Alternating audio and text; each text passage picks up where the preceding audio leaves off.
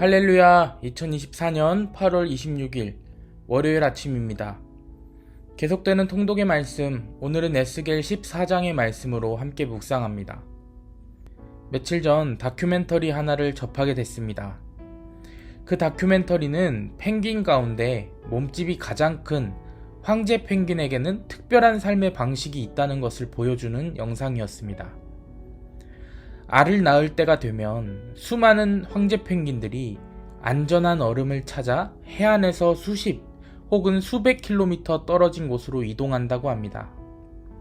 그리고 암컷이 알을 낳은 뒤 몸에 먹이를 비축하기 위해 바다로 떠나면 수컷이 영하 40도의 추위 속에서 꼼짝하지 않고 알을 품기 시작한다고 합니다. 암컷이 돌아올 때까지 수컷은 단지 수분을 섭취하기 위해 주변에 있는 눈만 먹습니다. 그렇게 65일이 지나면 수컷의 몸무게가 40%가량 빠진다고 합니다. 이렇게 알을 품는 힘든 과정을 거쳐야 새 생명이 태어나는 것입니다.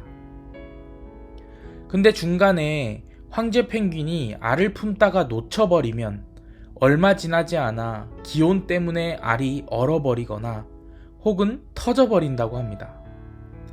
황제 펭귄은 알이 극한의 추위 속에서 저절로 부화될 수 없다는 것을 알기 때문에 잠시도 알을 땅에 내려놓을 수 없고 계속해서 알을 품는다는 것입니다. 그렇기 때문에 알을 품는다라는 말 속에는 계속해서 알을 품는다라는 의미가 들어 있습니다. 오늘 본문 말씀에도 품는 자들의 모델이 나옵니다. 첫 번째 모델은 장로들입니다. 그들은 우상을 마음에 품고 하나님의 뜻을 묻기 위해 나아갑니다. 하지만 그들의 물음에 하나님은 이 사람들이 자기 우상을 마음에 들이며 죄악의 걸림돌을 자기 앞에 두었으니 내게 물어도 내가 용납할 수 없다. 소용이 없다 라고 3절 말씀을 통해서 말씀하십니다. 두 번째 모델은 이스라엘 족속 중에 우상을 마음에 품고 선지자들에게 나아오는 자들입니다. 하나님은 그들을 이스라엘 족속 중에 그 우상을 마음에 들이며 죄악의 걸림돌을 자기 앞에 두고 선지자에게로 가는 모든 자라고 말씀하시며 5절 말씀을 통해 책망하고 계십니다. 5절 말씀 함께 보시겠습니다. 이는 이스라엘 족속이 다 그 우상으로 말미암아 나를 배반하였으므로 내가 그들이 마음먹은 대로 그들을 잡으려 함이라. 세 번째 모델은 이스라엘 가운데 거류하는 이방인들, 외국인들입니다. 그들도 마찬가지로 마음에 우상을 품은 자들이었습니다.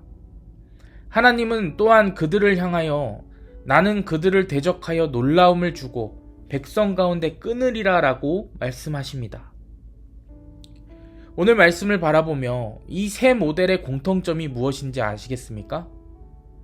그것은 그들이 마음에 품은 것이 우상이었다라는 것입니다. 슬픈 현실이죠. 이스라엘의 장로들, 백성들, 이방인들이 자기 마음에 우상을 두고 죄악에 거치는 것을 두고 자기를 위하여 하나님의 뜻이 무엇인지 물으려고 선지자 앞에 나아가는 것입니다. 하지만 하나님께서는 이들을 용납하지 않으시고 그들에게 놀람과 심판을 주신다고 하는 것이 오늘의 말씀 내용입니다. 사실 그들이 우상을 품기 전에 그들은 마음에 하나님을 품은 자들이었습니다. 하지만 하나님을 품은 그 마음을 계속해서 품지 못한 것입니다. 놓쳤기 때문에 깨졌고 놓쳤기 때문에 변질되어 버린 것입니다. 알을 품는다 라는 말에 계속해서 품는다 라는 의미가 들어있다고 한 것처럼 우리의 마음에 품는 예수 그리스도의 마음 또한 계속해서 품어야 합니다. 황제 펭귄이 알을 놓쳐버리면 주변 환경과 상황 때문에 알이 터져버리고 마는 것처럼 우리 마음도 마찬가지입니다.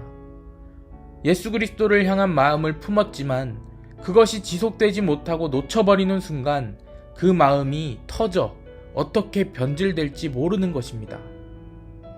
그래서 우리는 예수 그리스도의 마음을 놓치지 않기 위해 매일같이 말씀 앞에서 살아야 하는 것입니다.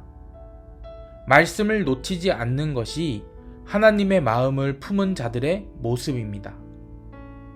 그렇다면 여러분께 묻고 싶습니다. 여러분은 하나님을 마음에 품고 그 하나님을 지키기 위해 노력하고 계십니까? 다시 말해서 여러분은 매일 말씀 앞에서 말씀대로 말씀 따라 살아가고 계십니까? 요즘 많은 그리스도인들이 말씀을 듣기 위해 노력은 하지만 조금만 시간이 지나면 들었던 말씀을 다 잊어버리고 마음에 품어야 할 말씀들을 놓쳐버리며 살아가는 것을 봅니다. 하지만 확실한 것은 많은 말씀을 들어도 계속해서 마음에 말씀을 품고 살지 않으면 아무 소용이 없다라는 것입니다. 만일 황제 펭귄이 알을 품은 지 열흘 만에 배가 고파서 알을 내버려두고 바다로 간다면 그것은 처음부터 알을 품지 않은 것과 똑같습니다. 알이 부화되기까지 알을 계속해서 품어 주어야 하듯 말씀을 들으면 마음에 그 말씀을 계속해서 품어야 결실을 이루는 것입니다. 성경에서는 되새김질하는 짐승을 정하다라고 말합니다. 말씀을 듣고 되새김질을 해야 말씀을 마음에 품을 수 있는 것입니다. 그렇지 않으면 오늘 말씀에 나오는 장로들과 백성들과 이방인들처럼 끊임없이 일어나는 육신의 생각을 품고 살거나 형편을 품고 살아가게 되는 것입니다. 오늘날 우리는 정보의 홍수 속에 살고 있습니다. 하루에도 수많은 이야기를 듣고 수많은 정보를 접하고 살기 때문에 말씀을 들어도 마음에 품고 살기 어려운 시대입니다. 또한 사탄은 우리 마음을 높여서 내 생각이 옳다는 그런 마음을 품고 살도록 만듭니다. 신앙생활을 하면서 마음에 변화가 오는 것은 주님의 마음을 품지 않고 내가 옳다는 생각을 품고 살게 되기 때문입니다. 한 샘에서 단물과 쓴물을 동시에 낼 수 없듯이 우리 마음도 하나님의 마음과 나의 마음 두 가지를 모두 품고 살 수 없습니다. 야고보서 1장에 이런 말씀이 있습니다.